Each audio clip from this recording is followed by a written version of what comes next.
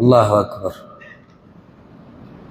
دوزخ خلق په پیسو اخلي او په سخت اخلي، او جنت کله مونږه په معمولي عمل نه اخلو.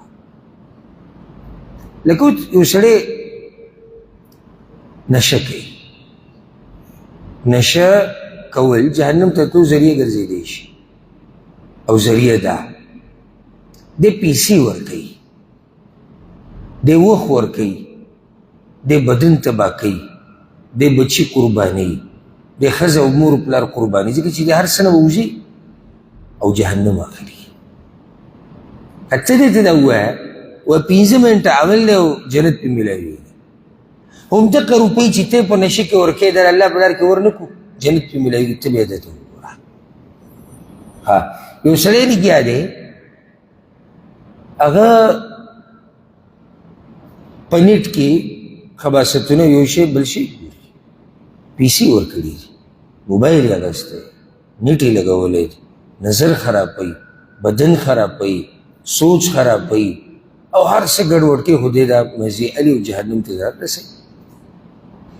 وراځه منزل 10 منټې دي، مال پکې نه لګي، نور څه پیسې 10 منټې، نو دی به تا ته زر باندې جوړې کړي. ها کرکټ میچ ته کېنو، اگر که دا صحیح شو د حرامو مرتبې ته کله رسي کله نه رسي، دې 3 غنټې تاله کېني سلو کې، او راځه درس کوي 1 منټ جنت پې میلاویږي. په دې بل کې ستا تاوان دی. تاوان څه دی؟ کیدای شي ته به کې حرام وکړي، نظر خرابوي، دماغ خرابوي، دشمني دي جوړېدی شي چا سره، بغض او کینه، کنځلې اوبه دې ردي، پیسې لګول، وخت خرابېده، ټولې مسلې را جمع کړه. راځه ځو جومات ته د الله کور ته، یو 1 غنټه به کېنو، د الله او د الله د رسول خبره به دې ځای نه راشي. نو یعنې د دې نه اخوا کم قمقلتوب دی چې ما ته یو سړی وخېږه، جهنم په پیسو علم او د الله رضا او جنت اسې علم. جنت مونږ ته ښه په اسانه میلاوېدی شي، خو که موږ ته لږ محنت او کوشش وکړو. حدیث کې راځي من آمن بالله و برسوله، چا چې په الله باندې ایمان راوړو د الله په رسول باندې. کله چې قرآن او حدیث کې دا ټکي راشي که نه، دا یو قانون یاد کړي.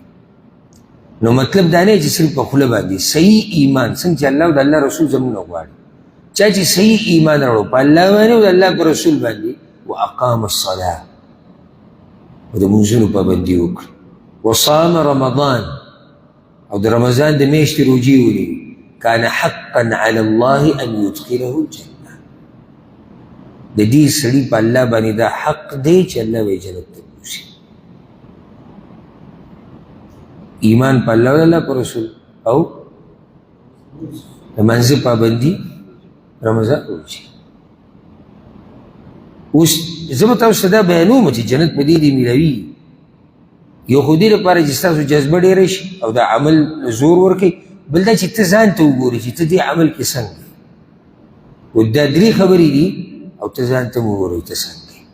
د حدیث صحیح بخاري دی. جنت ته په دې میلاوي. تاسو ته سوچ کړی دی چې راځي چې کوم منزل دی جومات ته راځم، او راځي چې سهار د خپل خوب خرابوم، او زه چې کار او کاروبار بندوم، زه چې د ملګرو د مجلس نه راپاسم، زه چې د ښځې او د بچو د خوا نه راپاسم او دې جومات ته ځم، او په دې کې یو 100 منټه تېروم، الله رب العزت ماله په دې جنت راکوي. په دې ته د جنت میلاوي. کوم سړی چې سلام وګرځي او د ده په زړه بوجي چې زه دې جومات نه ووتی، یو خو هغه دی چې عذري دی، هغه سړي خبره نه کړو. لکه یو سړی دی که دیندار دی، خو یو ورځ یې څه کار راپېښ شو، غواړي چې مونځ وکړي او زه وځي. زه د هغه سړي خبره کوم چې جومات کې تنګېږي، اصل کې دی د دې نه دی خبر په صحیح معنی باندې چې په دې عمل ته د جنت میلاویږي. که موږ د جنت د دې قیمت نه خبر شوی که نه، ورب الکعبه، نو موږ به د دې سجدو نه دا سرونه اوچت کړی نه وي. جنت دومره قیمتي دی، او زموږ دې کارونو ته وګورو.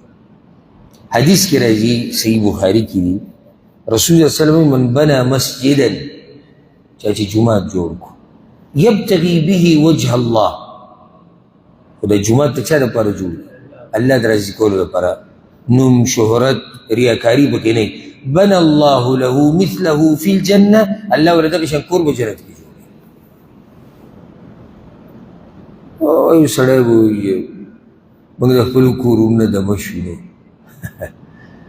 زمونږ د کور مسلې ګوره نه ختمېږي دا هرسونه نه ختمېږي بیا د پښتنو هرس الله دې ساته که تا